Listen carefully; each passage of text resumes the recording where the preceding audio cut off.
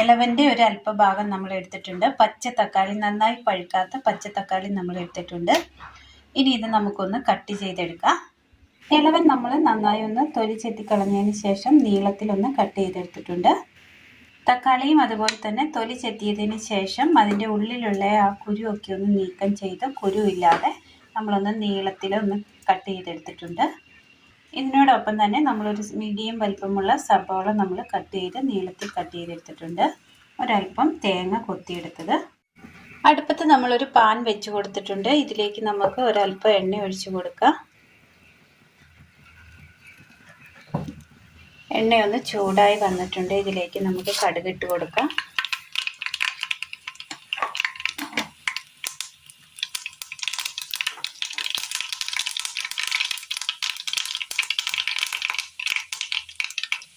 ഇത് കഴിഞ്ഞു. ഇനി ഇതിലേക്ക് നമുക്ക് സബോള,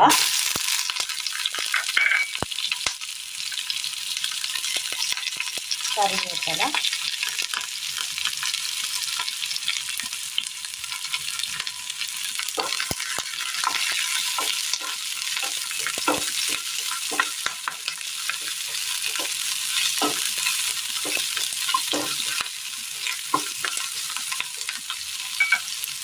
ഇതിനൊപ്പം തന്നെ നമുക്ക് ഇളവൻ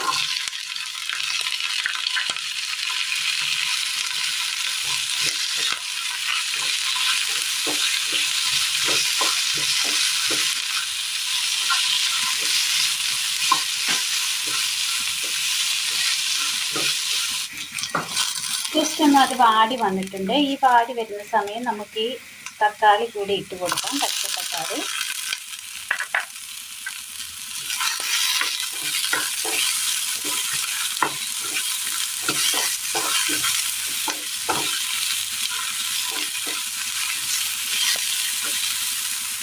ഇനി ഇതിലേക്ക് നമുക്ക് ആവശ്യമായ ഉപ്പ് ചേർത്ത് കൊടുക്കാം. ഒരൽപ്പം മല്ലിപ്പൊടി, മഞ്ഞൾപ്പൊടി, മുളക് പൊടി ഒരുപാട് വേണ്ട, ഒരൽപ്പം മതി.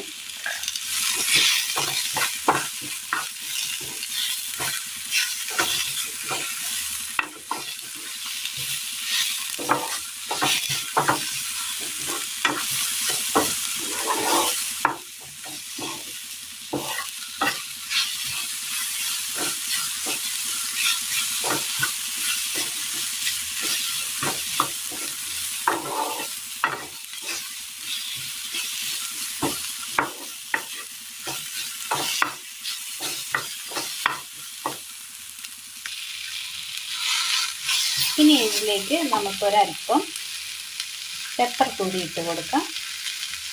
കുരുമുളക് പൊടിയാണ് ഇട്ട് കൊടുത്തിരിക്കുന്നത്. ഒരൽപ്പം ചെറു ചൂടുവെള്ളം,